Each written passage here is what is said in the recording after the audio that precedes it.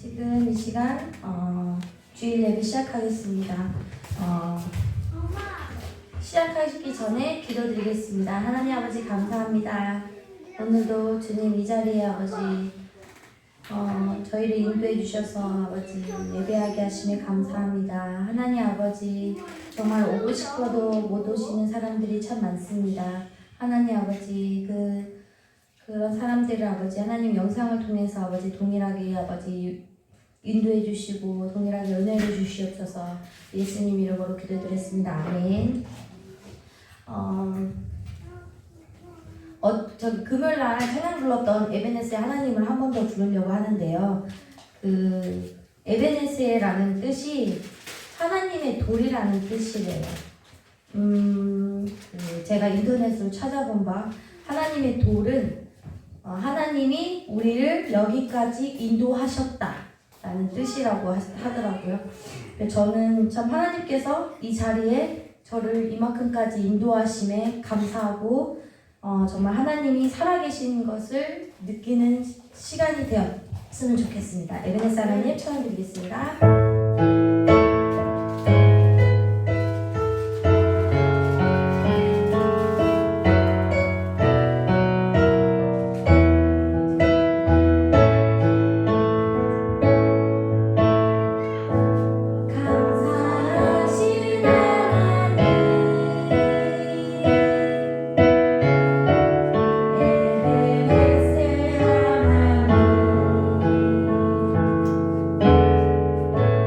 사랑하시는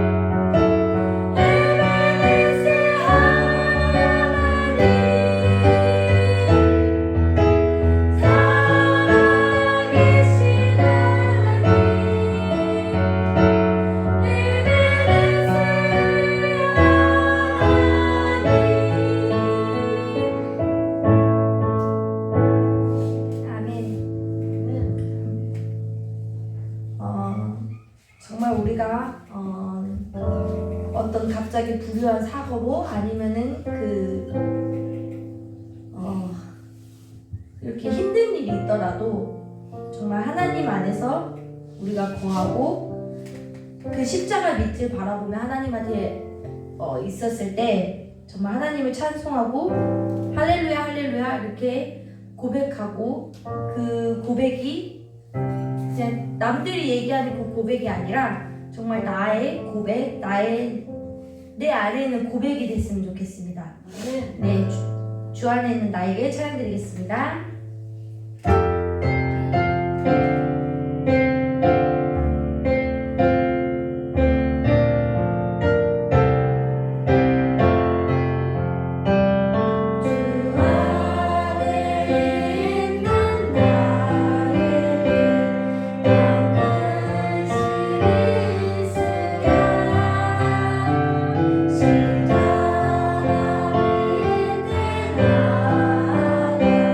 내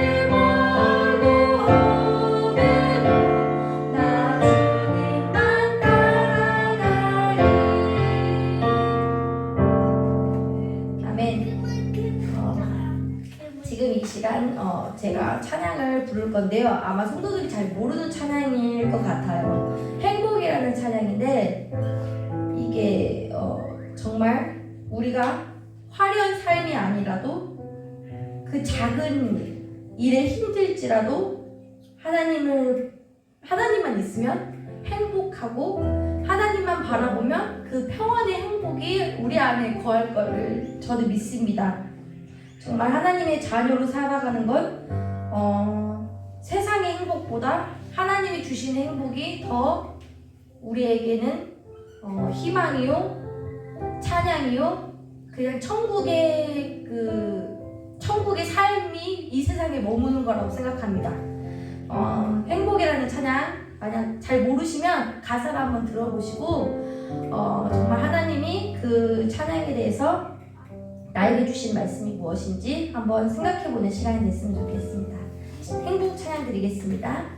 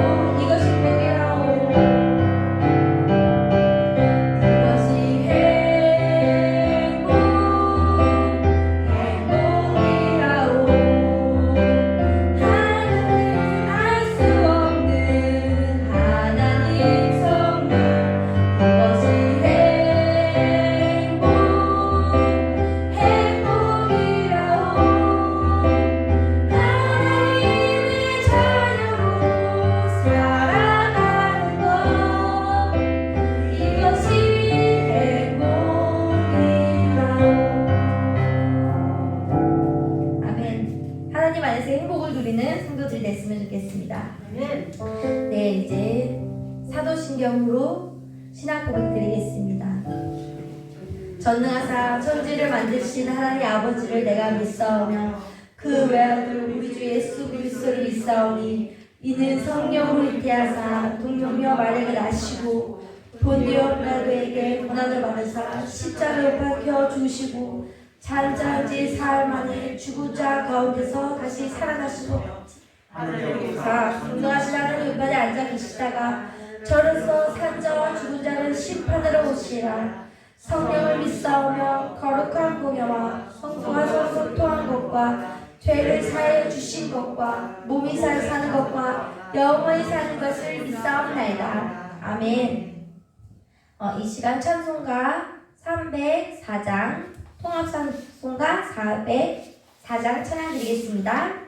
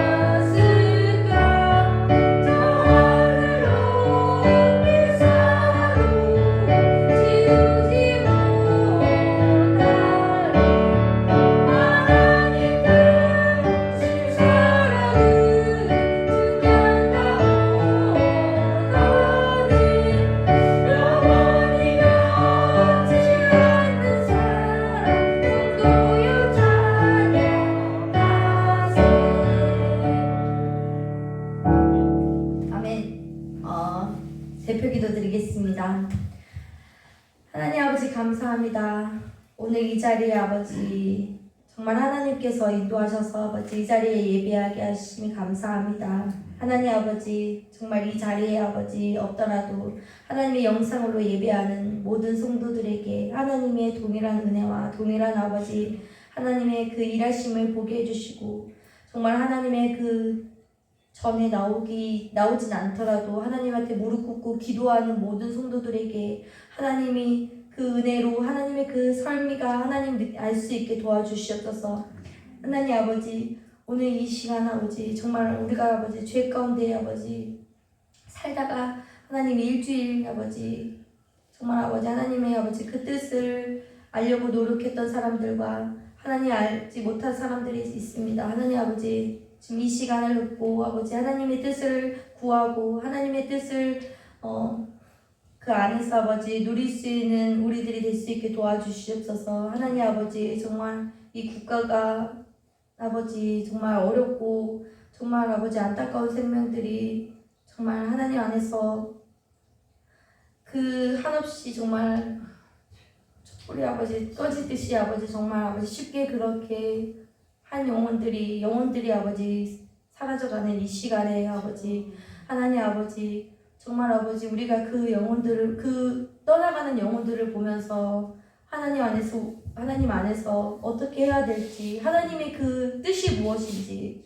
찾는 우리 성도들이 되길 원합니다. 아버지 정말 우리 성도들뿐만 아니라 정말 이 세계의 모든 교회들이 하나님 안에서 하나님의 뜻이 무엇인지 그 하나님이 붙들고 있는 삶이 정말 하나님의 그 평안이 우리 안에 내주할 수 있게 도와주시옵소서. 하나님 아버지 정말 이 국가가 정말 전 세계에 있는 이 국가들이 정말 하나님이 없이 정말 더 어렵게 아버지 더 어렵게 이 세상이 아버지 어렵게 정말 마지막 때를 달리고 있을 때 아버지 우리 정말 아버지 모든 성도들이 하나님 안에서 하나님의 그 뜻을 바라보며 하나님의 그 끈을 놓지 않는 우리 끝까지 그 끈을 놓지 않고 마지막까지 하나님을 붙들고 사는 삶이 될 수 있게 도와주시옵소서.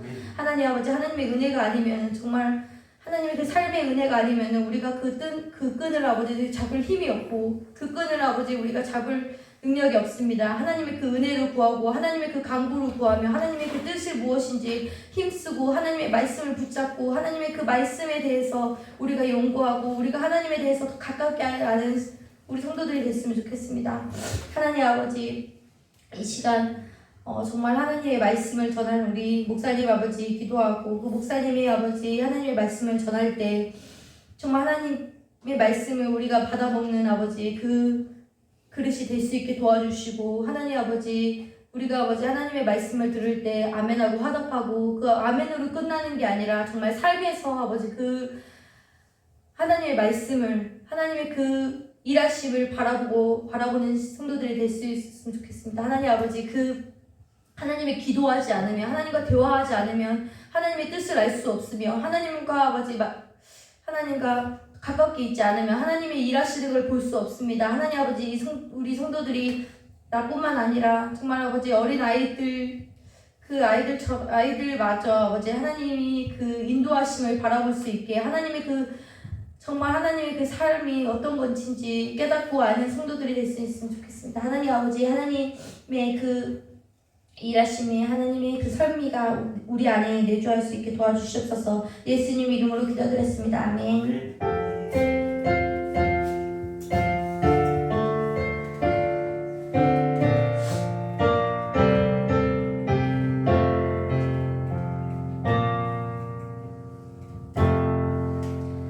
오늘 이 시간 성경 말씀 보겠습니다. 마태복음 1장 1절에서 17절 말씀입니다. 마태복음 1장 1절에서 17절 말씀입니다. 네, 다 찾으셨으면 한 절 한 절 교독하겠습니다. 아브라함과 다윗의 자손 예수 그리스도의 계보라. 아브라함이 자라고 이삭을 낳고 야곱을 믿어 그의 형제를 낳고 유다는 다말에서 베레시스와 세라를 낳고 베레스는 헤스롯을 낳았고 헤스롯은 랍을 낳았고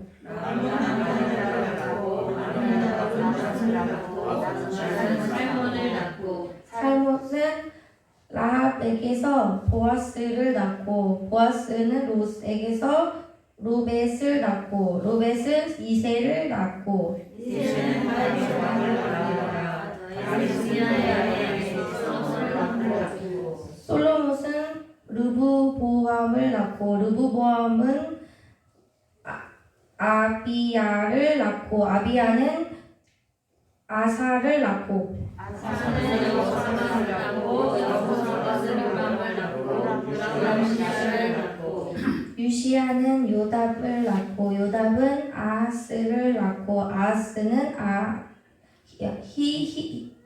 히스기야를 낳고 히스기야는 므낫세를 낳고 므낫세는 아몬을 낳고 아몬은 요시야를 낳고 바벨론에서 사로잡혀 갈 때에 요시야는 여고야와 그의 형제들을 낳았으니라. 바벨론으로 사로잡혀 간 때에 여고야는 스알디엘을 낳고 스알디엘은 스룹바벨을 낳고 스룹바벨은 아비훗을 낳고 아비훗은 엘리야김을 낳고 엘리야김은 이소르를 낳고 아소는 사소를 낳고 사소는 아킴을 낳고 아킴은 엘리웃을 낳고 엘리웃은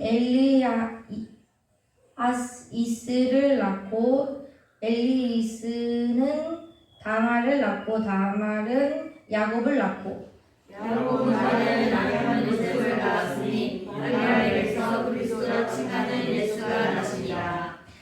합독하겠습니다. 그런즉 모든 백수가 아브라함으로부터 하나님까지 10대요 다윗과 바벨론으로 사로잡힐 때까지 14요 바벨론에서 사로잡혀 간 후에 그리스도까지 14명. 네, 목사님 나오셔서 말씀 전해드리겠습니다.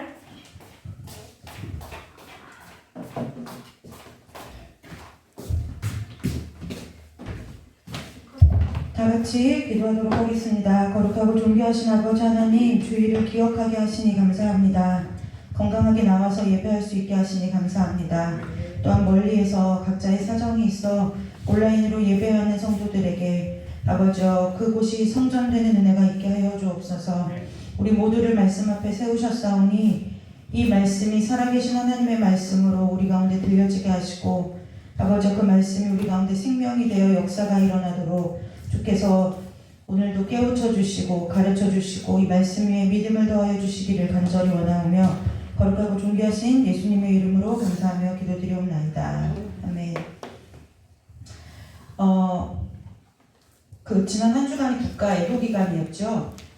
그래서 많은이 아니라 내일은 아니지만 많은 사람들이 슬픔과 비통에 빠져 있었고, 서로 책임이 무엇이냐, 뭐냐, 이렇게 누가 책임이냐, 누가 이랬다더라 말도 많고 탈도 많은데 늘 세상은 말도 많고 탈도 많은 것 같아요.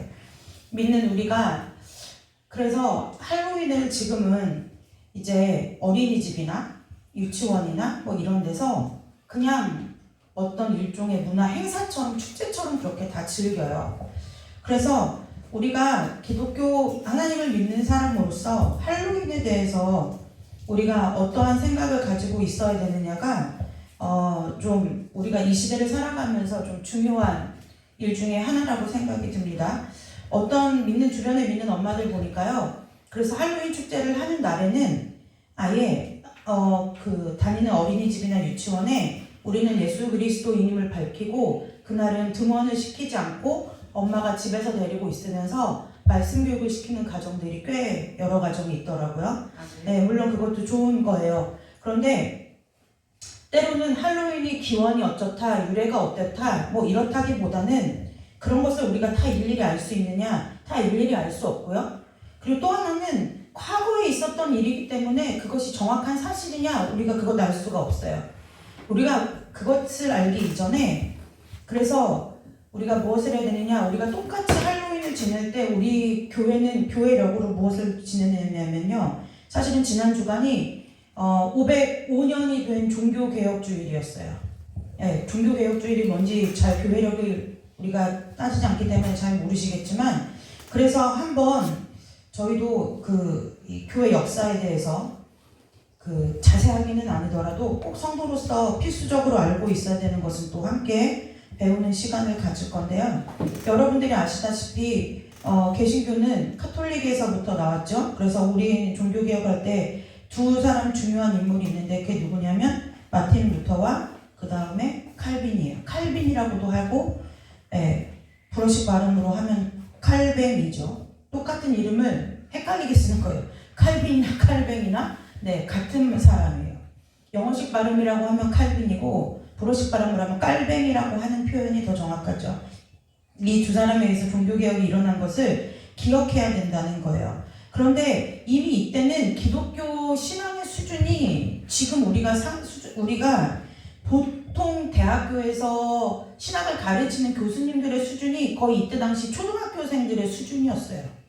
그래서 종교개혁의 역사를 이렇게 되짚어서 보다 보면은 그 초등학교 때 제가 이거를 적어왔어요. 초등학교 때 이 칼빈은 너의 꿈이 무엇이냐라고 이렇게 물었을 때 우리는 보통 뭘 적나요? 대통령 이런 거 저희 시대 때는 대통령, 뭐 판사, 의사 이런 거 적고 요즘 아이들은 건물주가 소원이래요. 네, 그만큼 아이들의 가치관이 물들어 있다는 거예요. 뭐 유튜버, 뭐 BJ 뭐 이런 게 연예인. 그러니까 다 물어보면 왜 그러냐고 물어보면 무엇 때문에? 돈 많이 벌어서. 네, 돈 많이 벌 수 있기 때문에 그렇다는 거예요. 그런데 이미 이때에 칼빈이 그 당시에 어려서 보통 지금의 초등학교 시절에 루터가 말한 나의 인생의 삶의 최종 목표는 무엇이냐면 인간의 영혼을 구원하는 일이라고 썼다는 거예요. 지금 생활기록부에 그렇게 썼다는 거예요. 칼빈의 목표는 뭐라고 얘기했느냐? 하나님의 영광이다. 이렇게 썼다. 영광이 되는 삶이다. 이렇게 썼다는 거예요. 그래서 우리가 종교개혁주의를 지났지만 언제 또 시간이 된다면은 그런데 그 개신교 안에서도 칼빈파냐 루터파냐 굉장히 나뉘어져 있어요. 근데 그것도 잘못된 생각이에요. 칼빈과 루터가 서로 다른 단어를 써서 그것들을 설명해서 그렇지 칼빈과 루터는 한 번도 다른 내용을 이야기한 적이 없다는 거예요. 그래서 그것은 다음번에 한번 다루기로 하고요. 종교개혁주의에 되면 우리가 반드시 기억해야 되는 게 그럼 종교개혁을 왜 했느냐는 거죠. 왜 했느냐는 것은 면죄부를 팔아서 이건 알아요. 그쵸? 면죄부를 팔아서인데 우리 그 당시 종교개혁을 할 때는 5가지 정신이 있었어요. 뭐 우리가 그 당시 뭐 솔라 피데다 솔라 뭐 그거를 다 그라치아다 이걸 다 일일이 우리가 알 수는 없고 자 5가지 우리가 종교개혁한 이유 카톨릭이 아니고 우리가 하나님을 바로 섬겨야 된다고 종교개혁을 한 5가지 내용이 있어요. 우리가 이 5가지 내용만 알아도 우리의 신앙이 어디로 가야 되는지의 길이 된다는 거예요. 첫 번째가 이거예요. 오직 믿음으로만 구원된다. 네, 그러니까 우리의 구원은 오늘 이 마태복음 본문을 나누면서 우리가 설명하겠지만 우리의 어떠한 행위나 노력으로 구원을 이룰 수가 없다는 거예요. 오직 무엇이요? 하나님께서 우리에게 주신 복음을 믿음으로써만 구원이 된다는 거예요. 그 다음 2번째, 오직 성경만 믿는다예요. 오직 성경만 믿는다예요. 제가 예전에 어렸을 때 저희가 이제 저희 엄마가 그 동네가 작으니까요. 서점도 하시고 문구점도 했는데 그 문구를 도매상에 가서 이제 물건을 해와야 되잖아요. 그러면 거기 이제 완구점이 있었어요. 그래서 큰 완구점에 갔는데 그 완구점에 그 주인 아주머니가 독실한 카톨릭 신자였어요. 그런데 그분한테도 제가 처음 알았어요. 어렸을 때. 맨날 가면 그 아줌마는 없는 거예요. 그럼 어디 갔냐 하면 맨날 가면 성당에 가 있대. 그러면서 사장님이 뭐라고 하냐면 아유 우리 그 아들 이름 재구인데 우리 재구 엄마는 가긴 안 지키고 성당만 가서 살아. 이 얘기를 하시는 거예요. 근데 한날 그분을 만나게 됐어요. 그런데 그분이 저희 엄마한테 이렇게 묻는 거예요. 경진이 엄마 왜요? 그랬더니 교회에서도 방언이라는 걸 하냐는 거예요.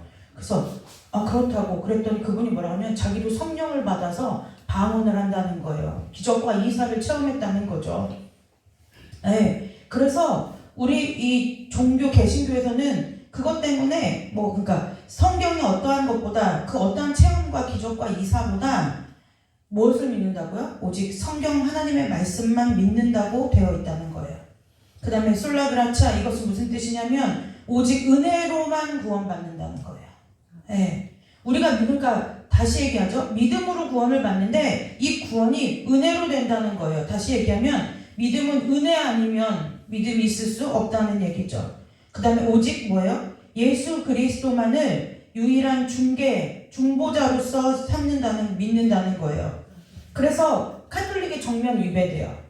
네, 교황은 예수님의 직속 제자죠. 그래서 1대 제자가 누구냐면 베드로예요. 그래서 제가 이제 바티칸을 가봤지만 이 바티칸에 가면은 12 사도상이요. 정말 크게 이렇게. 그리고 그 바티칸 시국의 모습이 어떤 모습이냐면은 이 열쇠 모양, 옛날 쇠대 있죠? 쇠대 모양이에요. 도시 전체가, 나라 전체 모양이 쇠대 모양이에요. 그래서 뭐예요? 그게 하나님께서 베드로에게 말씀하실 때 내가 천국을 여는 열쇠를 주었나니 해서 그 열쇠 모양으로 되어 있어요. 그래서 지금 있는 교황은 제가 까먹었어요. 예수님의 직속제자 베드로부터 몇 대에 이어진 대왕이다. 그 제자다. 그래서 그 교황이 몇 대 교황이라는 얘기를 카톨릭에서 하고 있는 거예요. 그래서 교황이나 카톨릭의 교계 제도나 그 다음에 성모 마리아는 구원에 필요하지 않다고 가르치는 거예요. 우리는 오직 예수 그리스도 한 분만이 하나님과 우리 사이에 중보자의 역할을 하신다고 믿어요.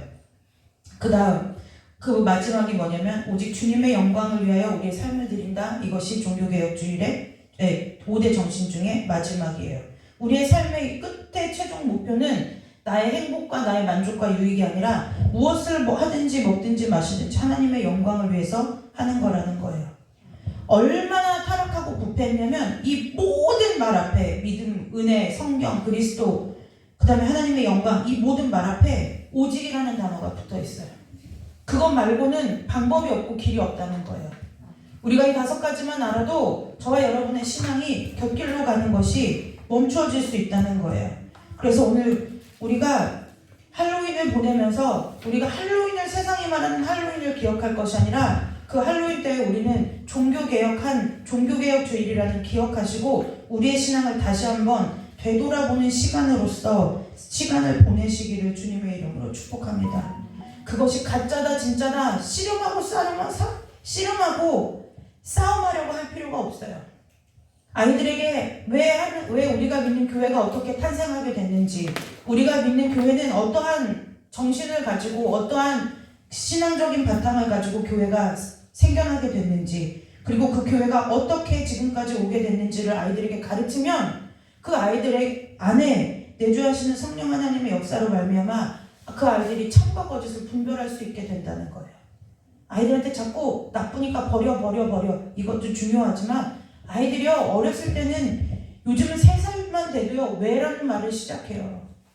네, 그래서 우리가 항상 무엇을 중심 잡고 살아야 되느냐, 삶에 있어서 가장 중요한 것을 가르치면 된다는 거예요. 평생을 붙들고 갈 진리를 가르치면 된다는 거예요. 그러면 처음에는 세상적인 호기심에 세상의 습관을 따라 썩어져가는 유혹의 욕심을 따라 세상에 가지만 하나님 때가 되면 그것들을 통해서 하나님께서 주신 말씀을 통해서 자녀들이 올바로 세워지는 것을 믿음으로 믿고 승리하시기를 주님의 이름으로 축복합니다. 오늘 본문 얘기를 좀 할까요? 제가 성경을 읽으면서 제일 어렵고 제일 의미 없다고 생각했던 구절이 아마 마태복음 1장 1절에서 17절까지 말씀입니다. 왜 적어놨는지도 모르겠고 누가 누군지도 모르겠고 낳기는 계속 낳는데 내가 여기 나온 사람이 내가 아는 그 사람인지 여기까지는 알겠죠? 아브라함이 이삭을 낳고 이삭은 야곱을 낳고 여기까지는 대부분 다 알아요. 그다음에 유다는 다말이 누구예요? 며느리죠. 며느리. 다말에게서 베라스와 세라를 낳고 이때부터 이제 헷갈리는 거죠. 베레스가 누구더냐, 세라는 옆집 아이 이름이냐 헷갈리기 시작하는 거죠.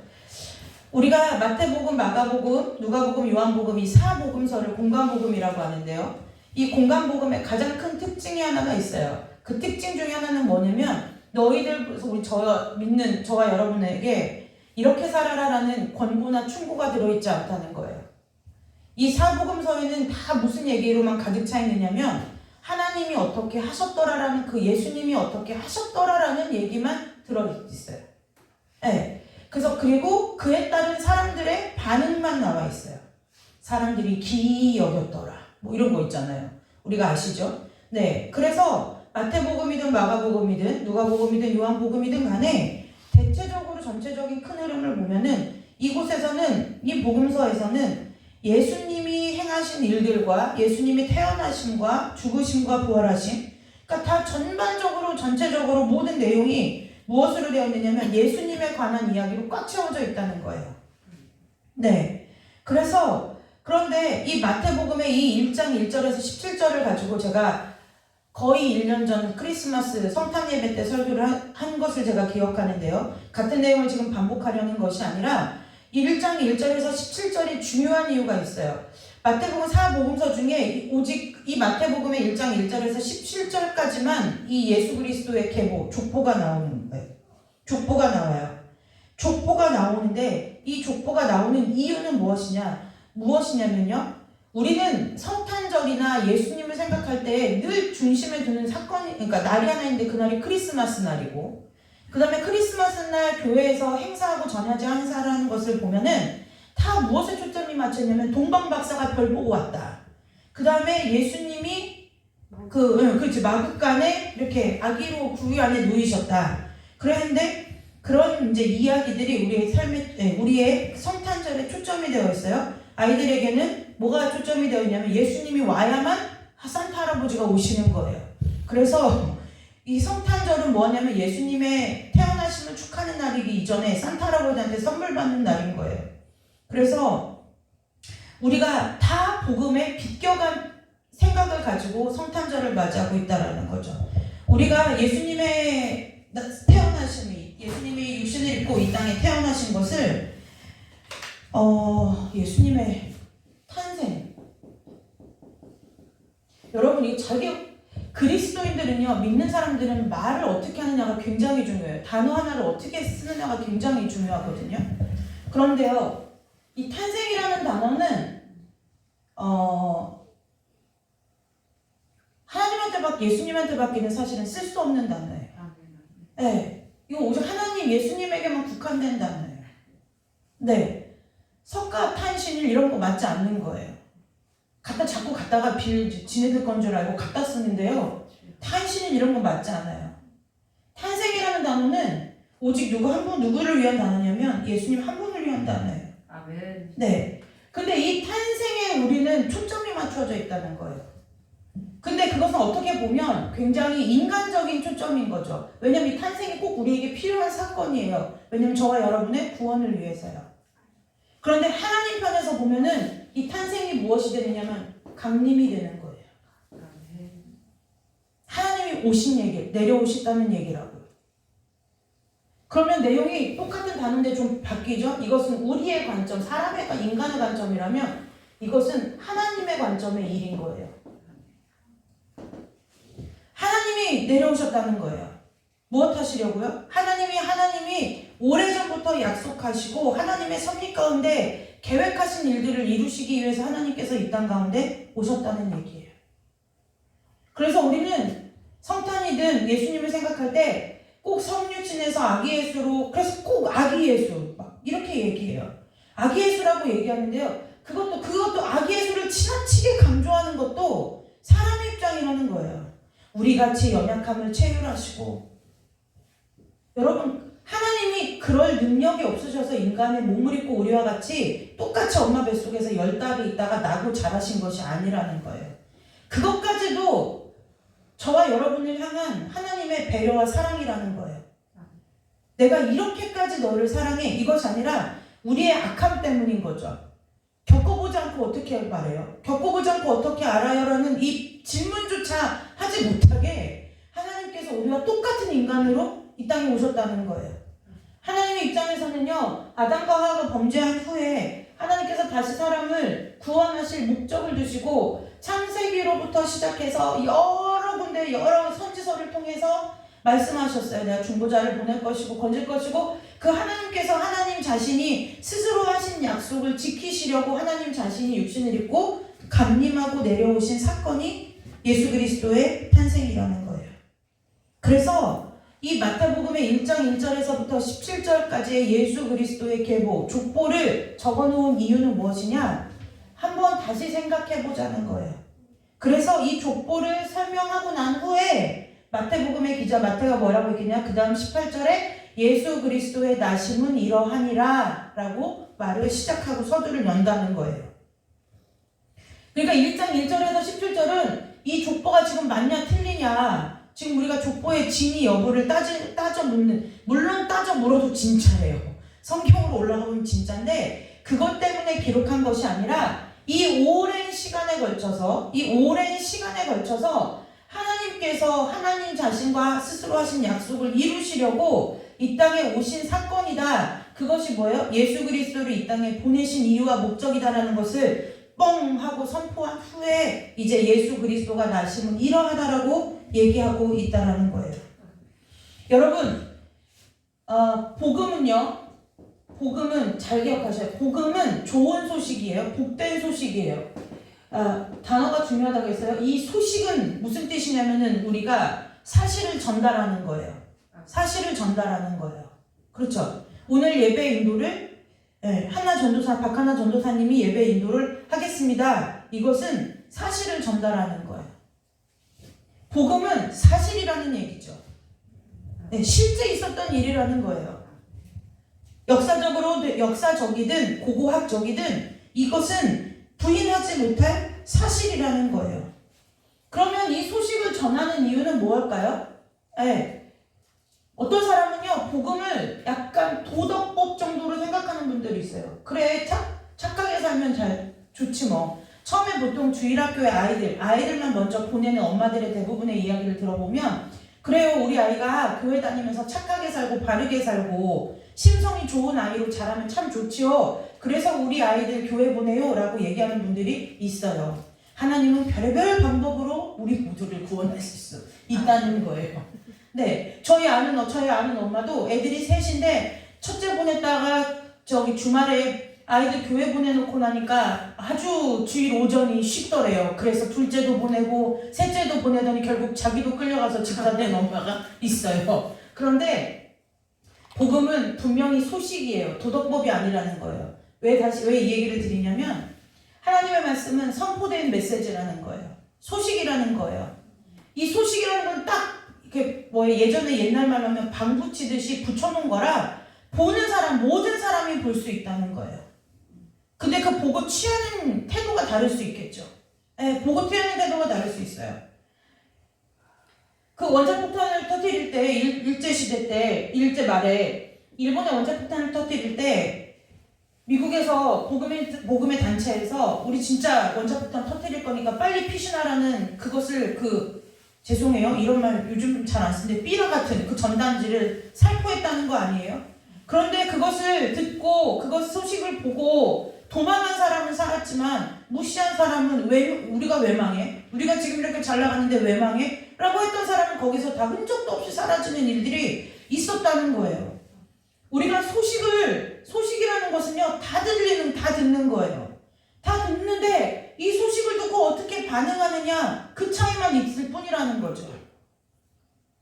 도덕법이 아니라는 거예요. 그냥 적당히 우리의 삶을 좋은 방향으로 바꾸고 좀 도덕적이고 윤리적인 방향으로 바꾸는 것이 복음이 아니라는 것을 기억하셔야 돼요.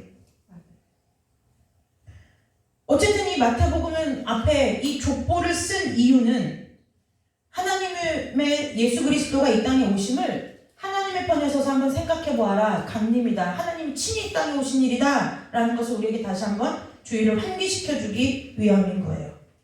자, 여기서 보면 이제 족보 얘기가 나오니까요. 우리 어르신들은 좀 족보에 대해서 제가 여기서 물어보면 우리 한나전도사랑 예은이는 모를 거예요.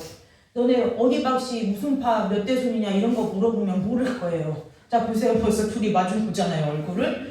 네, 근데 저희 때만 해도 초등학교 때 우리 조상의 뿌리찾기 해가지고 집에 가서 아빠한테 아니면 할머니 할아버지한테 물어봐라. 니네가 본이 어디고 무슨 파의 몇 대 손인지. 그래서 저는 경주이시 소공파 32대 손이거든요. 그런데 지금 그 얘기를 하려고 하는 게 아니라 이때 마태가 살던 시대의 이 족보의 방식을 이제 말한 내용을 좀 살펴보려고 그래요.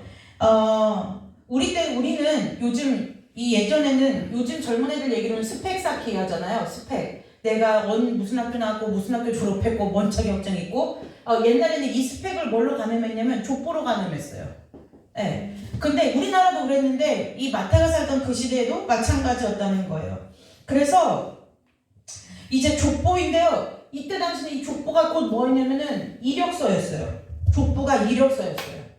네. 나를 설명하기에 이제 잘 안 보이죠. 족보가 뭐 중요한 건 아니죠. 족보가 이력서의 역할을 하던 때였어요. 그래가지고 뭐예요? 이 이력서는 어떤 거냐면 옛날에 뭐 기술 이런 걸 쓰는 것이 아니라 나는 이러한 집안과 가문의 혈통을 태어나가지고 내 형은 무엇하고. 그래서 우리나라 어르신들도 저희 아빠만 해도 그렇게 물어보지 말라고 해도 네 아버지가 누구냐, 네 형이 뭐하냐, 이거 뭐 몇 남매냐 이런 거를 호구조사를 그렇게 하세요. 근데 왜 그러냐면 옛날에 문화가 가족 중심의 문화였기 때문에 그때는 이 족보가 집안 내력을 다 알 수 있는 거였어요.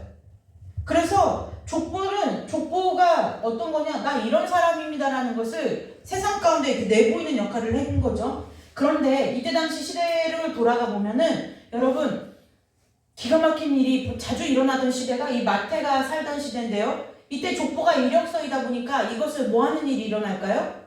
위조하는 일들이 빈번했어요. 네. 족보를 위조하는 일들이 일어났어요. 빈번하게 일어났다는 거예요. 그래서 그러면 잠깐 위조를 하려면 우리가 상식적으로 생각할 때 좋은 것을 더하는 방식일까요? 나쁜 걸 빼는 방식일까요?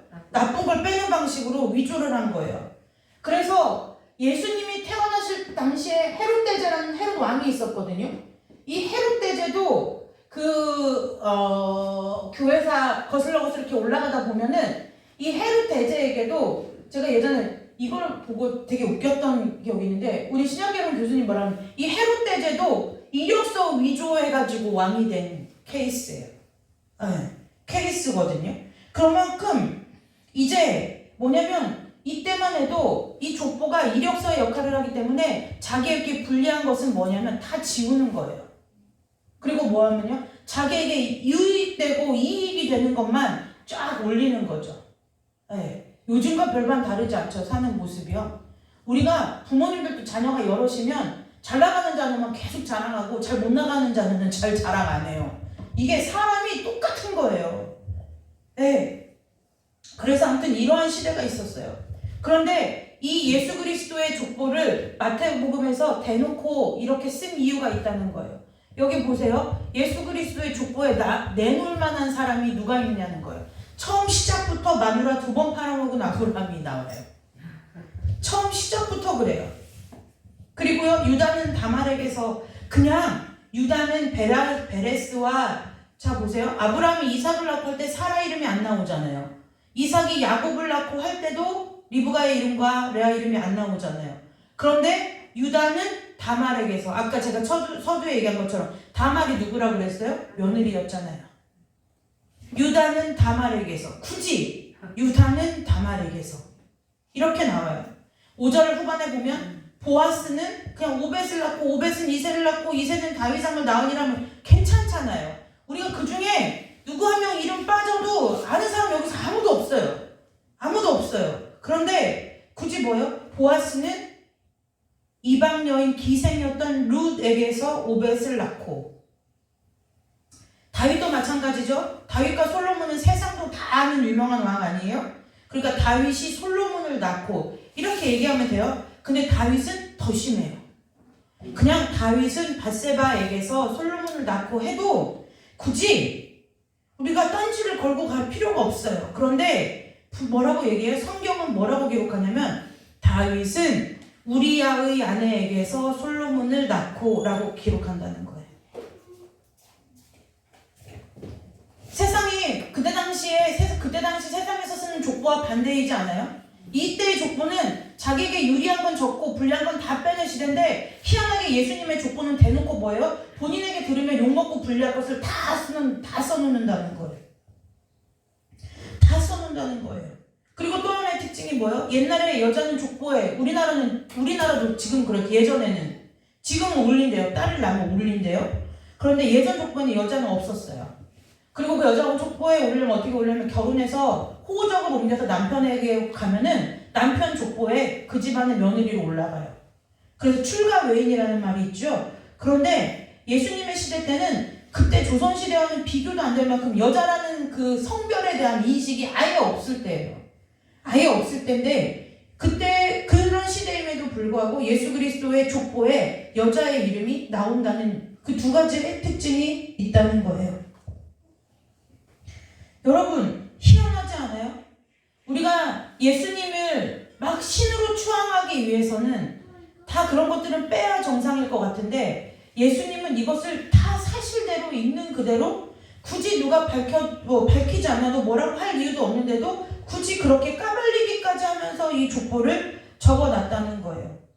이것은 무슨 얘기냐면 하나님의 은혜 안에서 그 어느 누구도 예수님의 혈통으로 받아들여질 수 있다는 것을, 그 복음을 선포하고 있다는 거예요.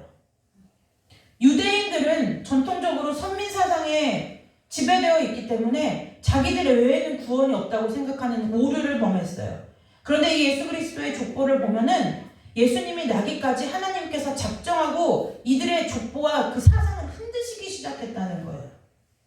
그래서 이미 마태복음 1장 1절에 이 족보를 통해서도 이방인에게 복음이 전해질 수 있다는 문이 열려 있다는 것을 성경에서 기록하고 있다는 거예요.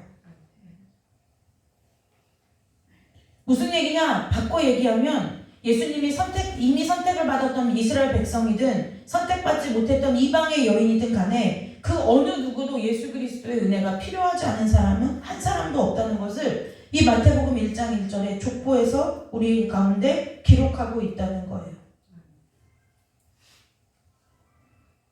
히브리서 2장 11절 말씀에 보면은 굳이 찾지 않으셔도 되는데요. 히브리서 2장 11절 말씀에 이런 말씀이 있어요. 거룩하게 하시는 이와, 그게 누굴까요? 예수 그리스도를 말하는 거죠. 거룩하게 함을 입은 자들, 은혜 받아서 구원받은 저와 여러분을 말해요. 입은 자들이 뭐라고 얘기해요? 다 한 근원에서 난지라. 근원이 같다는 거예요. 근원이 같을 수가 없는데 저와 여러분과 예수님이 근원이 같다는 거예요. 그렇기 때문에 예수님께서 우리를 형제라 부르시기를 부끄러워하지 아니하시고, 네, 이렇게 말씀하셨다는 거예요. 이것이 우리를 의롭다 여겨주신 하나님의 은혜라는 거예요. 근원이 같을 수 없잖아요. 우리는 육신의 혈통으로 낳고 예수 그리스도는 그분 존재 자체가 하나님이신데 그분이 저와 여러분은 은혜로 근원이 같은 사람으로, 근원이 같은 부류의 사람으로 여겨주셨다는 거예요. 그래서 형제라고 부르기를 부끄러워하지 않으셨다는 거예요. 여러분이 예수님의 은혜 앞에 우리가 은혜 가운데 믿음으로 굳게 서는 복이 있으시기를 주님의 이름으로 축복합니다. 네, 이 족보를 이렇게 기록한 또 하나의 이유가 있어요. 또 하나의 이유가 뭐냐? 무지하게 많은 시간이 걸렸다는 거예요. 네, 무지하게 많은 시간이 걸렸다는 거예요. 예수님은 이 족보에 보니까 처음에 아브라함이 나오니까 아브라함의 자손으로 오셨죠. 아브라함의 자손으로. 그리고 창세기 12장에 보면은 아브라함에게 하나님께서 약속해요. 너의 후손을 통해서 땅의 모든 족속이 복을 받으리라. 그게 누구냐면 이미 하나님이 그때 예수님을 보내실 것을 염두에 두고 얘기하신 거라는 거예요. 그런데요, 그보다 더 이전에 창세기 3장에 가면은 뭐예요? 여자의 후손이 와서 사탄의 머리를 상하게 할 거라는 그 말씀을 이미 약속으로 주셨다는 거예요. 그러니까 예수님은 오시기까지 하나님의 작정은 언제부터 시작했느냐? 에덴 동산에서 선악을 알게 하는 나무의 열매를 먹고 아담과 하와가 범죄한 이후 그부터 하나님께서는 다시 뭐 했다는 거예요? 우리를 향한 구원의 역사를 새로 쓰시기 시작하셨다는 거예요. 그런데 천사가 마리아에게 나타나서 아들을 낳을 건데 아이 이름 예수를 하라 할 때까지 대략 하면은 수천 년이 흘렀어요. 그뿐만이 아니에요. 예수님이 오시기 전까지 400년 동안에는 이스라엘 백성들에게 진짜 암흑기였어요. 선지자, 메시아는 둘째치고 온다던 메시아 오는 건 둘째치고 그렇게 하나님의 뜻을 이스라엘 백성들에게 전해주던 선지자도 그치는 암흑기가 400년이나 계속돼요. 그럼에도 불구하고 하나님은 하나님의 때, 하나님의 약속대로 그리스도 예수를 이 땅에 보내셨다는 거예요. 저와 여러분이 이 하나님의 신실하신 약속을 믿음으로 취하는 은혜가 있으시기를 주님의 이름으로 축복합니다. 그래서 늘 제가 얘기하죠. 믿음 좋은 사람 어떤 사람이냐면요. 성경 많이 읽고 기도 많이 하는 사람 믿음 좋은 사람이 아니고 하나님 앞에 묵묵히 인내를 잘하는 사람이, 잘 버티는 사람이 믿음 좋은 사람이에요. 이제 마지막 말씀을 하고 이제 정리하려고 그래요. 족보 이 마지막에 보면은 17절에 족보를 정리하면서 뭐라고 얘기하냐면은 뜬금맞게 이렇게 얘기해요. 여기까지가 예수 그리스도의 족보다 이렇게 얘기하고 끝내면 되는데 그걸 굳이 정리를 뭐라고 하냐면 아브라함부터 다윗까지가 몇 대요? 14대. 그 다음에 다윗부터 바벨론으로부터 사로잡혀 갈 때까지가 14대. 그 다음에 바벨론에서부터 후부터 여기부터 바벨론에부터 예수 그리스도까지가 14대. 그래서 이걸 숫자를 더하면 42대가 되는 거예요. 그러니까 뭐냐면 예수님은 육신적 혈통으로 따지면 아브라함파의 42대 수쯤 되시는 거죠. 근데 그게 중요한 게 아니라 이 42대인데 여러분들이 이 성경에서 숫자 7은 굉장히 중요한 의미를 갖고 있는 숫자예요. 완전수죠. 왜 그럴까요? 성경에서 이 7자가 완전수인 것은 하나님이 천지를 지으시고 7째 날에 안식하셨기 때문에 그래요. 그래서 7은 완전수이기도 하지만 안식을 얘기하는 숫자이기도 하죠. 그런데 이 안식을 처음 7일날 안식하셨어요. 천지창조를 마치고 안식하셨어요. 그리고 이제 그 뒤에 창세기, 출애굽기 이제 넘어가서 레위기에 보면은 뭐예요? 7년씩 7번째, 그러니까 49년, 그쵸? 7년씩 7번째, 7번째 7회 중 마지막 해인 49년은 뭐라고 부르냐면 희년이라고 불러요. 그래서 레위기 우리가 읽어봤지만 뭐예요? 이때 희년에는 모든 노예도 자유인이 되고 모든 빚이 탕감되고, 그래서 뭐예요? 모든 백성, 하나님의 백성이 이 땅에서의 모든 수고와 이 짐을 벗고 안식하는 날이 뭐냐면 희년이라는 거예요. 희년이라는 거예요. 그런데 이 희년이 예전에는 이 땅의 개념이었어요. 이제 실제의 땅의 개념이었어요. 신약으로 넘어와서 이 희년은 누구를 상징하느냐면, 누구를 말하냐면 우리가 예수 그리스도 주님을 만나야 이 희년의 안식이 가능하다는 거예요. 우리는 쉼이 필요해요. 안식, 바꿔 얘기하면 안식이 필요하다는 거예요. 아니라 하지만 우리가 육신이 조금만 힘들어도 쉬고 싶다고 얘기하고요. 마음이 조금만 복잡한 생각과 문제가 있으면 뭐요? 빨리 이 문제가 해결되고 좀 쉬었으면 좋겠어 라고 얘기한다는 거예요. 그만큼 우리에게는 그러면 우리가 왜 이렇게 쉬고 싶냐? 왜 쉬고 싶냐? 하나님이 안식일을 복되게 하여 거룩하게 하셨기 때문에 쉬고 싶은 마음이 우리 가운데 있는 거예요. 영적 본능이라고요. 그것이 물론 하나님을 믿기, 예수 믿기 전에 타락했기 때문에 우리가 그냥 뭐예요? 요즘 아이들 아까 유튜브 얘기했잖아요. 건물주 되는 게 소원이라고. 그 왜 건물주 되냐? 그러면 일찍부터 받아 먹고 집세 나오는 돈으로 먹고 살면서 그냥 허랑방탕하게 사는 것, 그것이 쉼이라고 세상은 얘기한다는 거예요. 그런데 그것이 아니라 우리가 믿는 하나님 안에서의 쉼은 무엇이냐? 하나님 안에서 모든 짐을 벗고 참된 안식을 얻는 것, 이것이 쉼이라는 거예요. 그래서 예수님을 믿지 않든 하나님의 피조물로 창조된 우리 모두는 쉼에 대한 필요성을 너무나 잘 알고 있어요. 정말 미안하죠. 그래서 왜 그 더운 여름날 집안에서 시원하게 에어컨 틀고 그냥 쉬면 될걸 휴가 때 바리바리 짐을 싸가지고 그 고생을 하러 휴가지로 떠나는 거예요. 갔다 오면 더 피곤해요. 갔다 오면 빨래거리가 산더미고요. 집은 또 며칠 동안 청소를 안 해가지고 먼지가 쌓여있고요. 그런데도 뭐예요? 굳이 자기들이 만든 안식을 찾으러 떠나는 거예요. 거기서 안식이 있을까요? 안식이 없어요. 안식이 없어요. 아이들 있어보세요. 아이들 어려보세요. 거기 가서도 아이들 뒤치다거리 하다가 우리가 바빠요. 근데 왜 그렇게 못 가서 안달이느냐고요. 그게 무엇일까요? 참된 안식이 뭔지 모르는 거예요. 우리에게 참된 안식은 무엇이냐? 하나님이 부르시는 자리에서 하나님을 예배하는 것이 참된 안식이라는 거예요.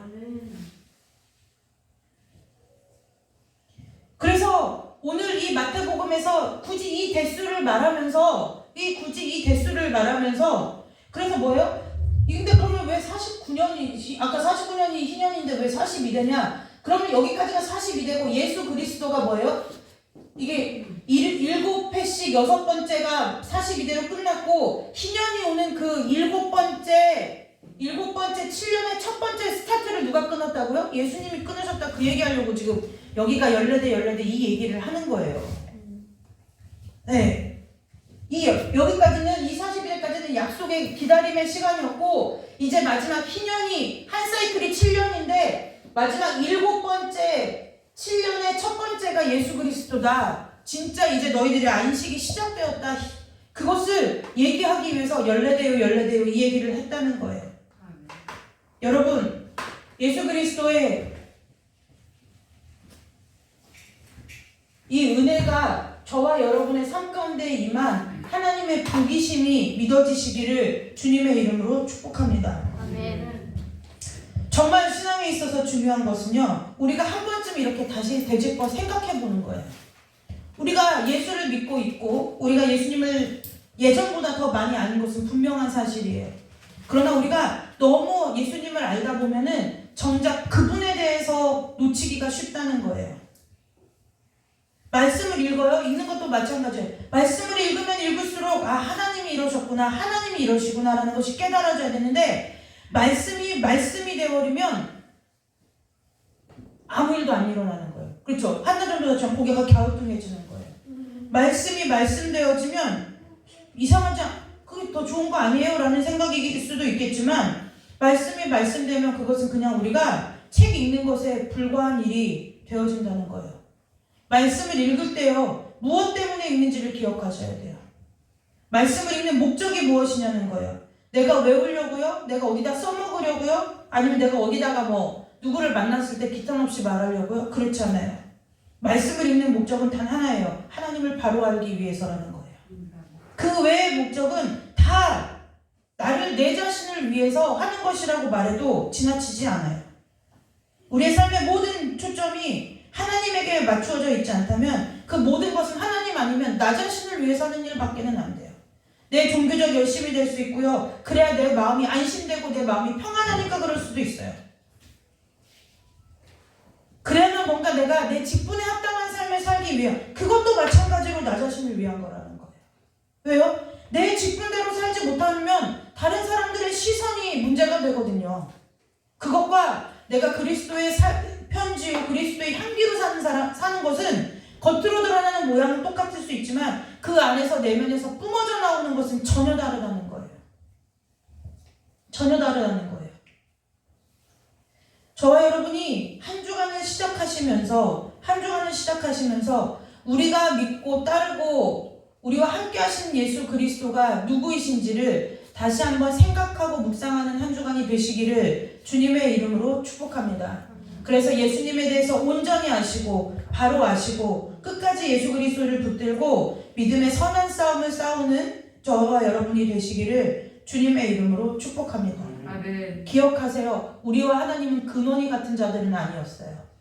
그러나 하나님이 오늘 이 예수 그리스도의 족보를 통해서 하나님께서 저와 여러분 같은 자들도 하나님과 근원이 같은 자로, 형제로, 가족으로 여겨주셨다는 것을 기억하시고 그 큰 은혜 가운데서 한 주를 승리하는 여러분들 되시기를 주님의 이름으로 축복합니다. 기도하겠습니다. 하나님 아버지, 은혜와 사랑을 진심으로 감사드립니다. 뿌리가 같을 수가 없고 근원이 같을 수가 없는 저희들을 오직 하나님의 대가 없는 은혜로 말미암아 한 가족이 되게 하시고 하나님으로부터 구원받는 은혜를 입게 하신 저희들이 하나님 아버지 이 시간 예배를 드렸습니다. 아버지, 이 말씀 앞에 다시 한번 하나님의 은혜와 사랑이 얼마나 크신지 우리의 마음 가운데 깨달아주고 믿어주는 은혜가 있도록 주님 축복하여 주옵소서. 그래서 이 험한 세상을 살아가고 진리가 사라져가는 이 세상을 살아가는 동안에 하나님 아버지 앞에서 우리가 좌로나 우로나 치우치지 아니하고 하나님의 안에서 주님만을 바라보며 주님이 내신 삶의 길을 걸어갈 수 있도록 주님 축복하여 주옵소서. 맡은 자에게 구할 것은 충성이라 하셨사오니 아버지께서 한 주간 동안 우리에게 허락하신 삶을 충성되이 믿음으로 잘 감당할 수 있는 복을 허락하여 주시옵고, 아버지 하나님, 이 시간에 또한 귀한 헌금을 드린 손길들이 있습니다. 하나님 아버지, 하나님의 것을 기억하여 거룩하게 예물로 드리고 주일을 기억하여 주일 예물을 드리며 하나님 아버지 앞에 생일을 당하여 감사하는 예물을 드리는 손길들이 있사오니 아버지, 이 모든 예물이 하나님 받으시는 예물 되게 하여 주시옵고, 하나님 아버지, 이 모든 성도들이 이 땅에서 하나님께로부터 오는 공급으로 말미암아 모든 물질에 매임이 없게 하시고 마름이 없게 하시며 아버지, 손으로 하는 모든 수고와 손으로 하는 모든 일이 하나님 앞에 복이 되어서 아버지여 소산이 마르지 않고 풍성한 복이 우리 귀한 성도들의 삶 가운데 임하도록 주님 축복하여 주시기를 간절히 원하오며 거룩하고 존귀하신 예수님의 이름으로 감사하며 기도드리옵나이다. 아멘. 우리 찬송 하나 부르고 오늘 함께 나눈 말씀 가지고 잠깐 기도하고 축도로 예배 마치도록 하겠습니다.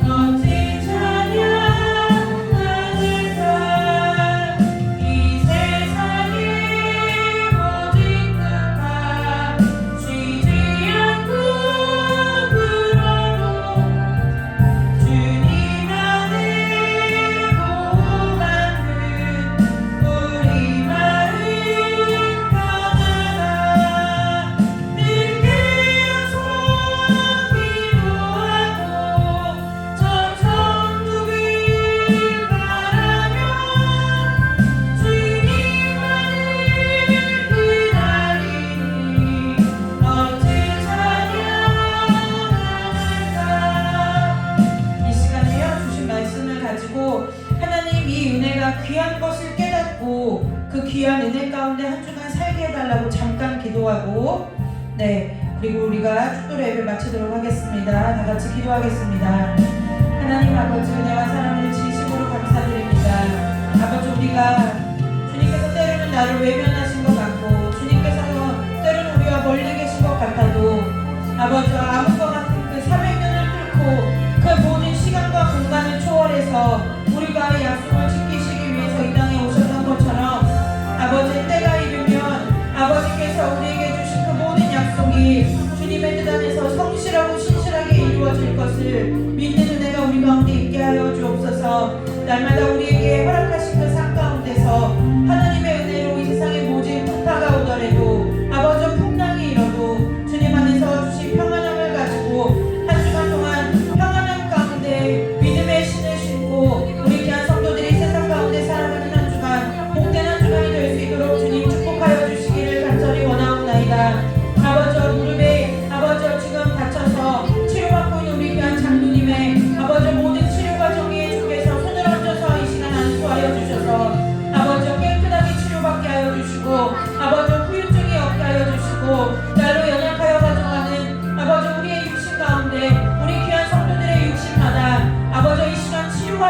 주시고 아버지 이 시간에 치료의 감선을 바라시사 아버지 우리 가운데 말씀으로 명하사 깨끗함을 입게 하시고 깨끗하게 나음받고 치료받을 수 있도록 우리 귀한 모든 성도들의 육체를 주께서 깨끗하게 치료해 주시기를 간절히 원하옵나이다. 아버지 은혜를 받기에 합당하지 않은 모든 마음을 아버지와 보혈을 정결하게 씻어주시고 주의 치유의 은혜로 말미암아 우리의 상처난 마음을 만지시고 깨끗게 하여 주셔서 한 주간 동안도 주께서 우리의 삶 가운데 베푸시는 은혜들을 온전히 다 하나도 빠짐없이 받아 누릴 수 있도록 우리 귀한 성도들의 마음과 생각을 평강으로 주장하여 주시고 다스려 주시기를 간절히 원하오며 거룩하고 존귀하신 예수 그리스도의 이름으로 감사하며 기도드리옵나이다. 아멘. 우리 찬송 한 장 부르고 축도로 오늘 주일 예배 마치도록 하겠습니다.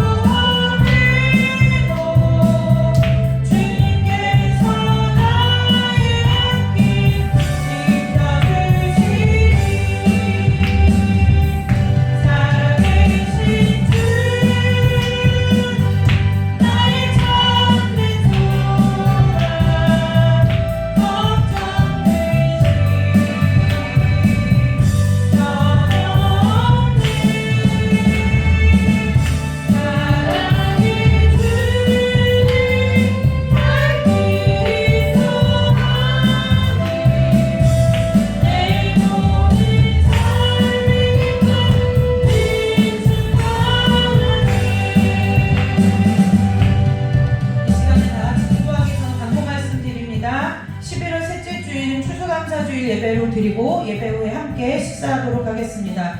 김기준 장로님이 교회 단톡방에 올리신 것처럼 무릎 연골이 부분 파열되어서 지금 치료 중에 계신데요. 네, 깨끗하게 잘 치료될 수 있도록 함께 기도해 주시기를 부탁드립니다. 다 같이 축도로 주일 예배 마치도록 하겠습니다. 이제는 우리 주 예수 그리스도의 은혜와 하나님 아버지의 넓고 크신 사랑과 성령 하나님의 내주 감화 감동 교통하심의 역사가 오늘 하나님의 예배 자리를 복된 자리로 여겨 순종하고 나온 우리 귀한 모든 성도들과 온라인으로 예배하는 우리 모든 성도들 또한 온 교회와 선교지와 열방 가운데 이제로부터 영원토록 함께 하시기를 간절히 축원하옵나이다. 아멘. 하나님께 영광의 박수 올리고 주일 예배 마치도록 하겠습니다.